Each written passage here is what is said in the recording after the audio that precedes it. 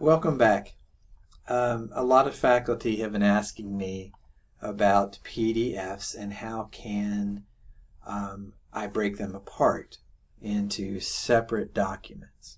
So imagine you had a PDF such as this one that's 44 pages long, and you just wanted to break it up into smaller sections. You don't want to mess with the document, you don't want to mess with the publisher, you just want to have sections of it for your students to read. Okay, it's a really straightforward process. This would help you, pinpoint what you want your learners to know. This would help you, really target what you want them to see. Real straightforward process. You open up your PDF. We have Adobe Acrobat on our campuses, so you can do this on our campuses. You could do this with any reader, though. You can do it with Adobe Reader also. Process is similar. So basically you want to find the print command on your Adobe file.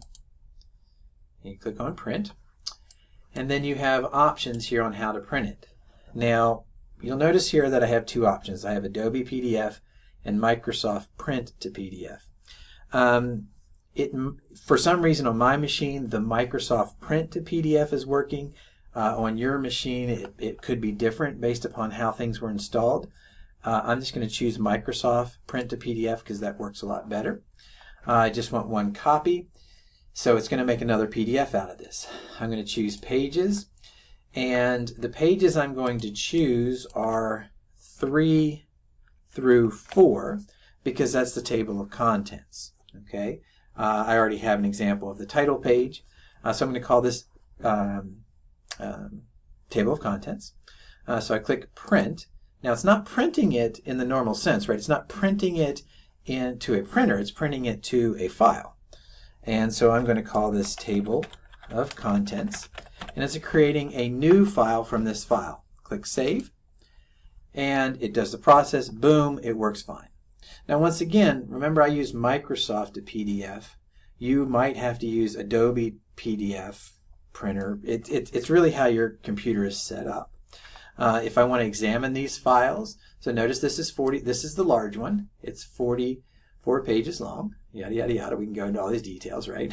But I broke up in a previous session. I broke up the title page, called it Title.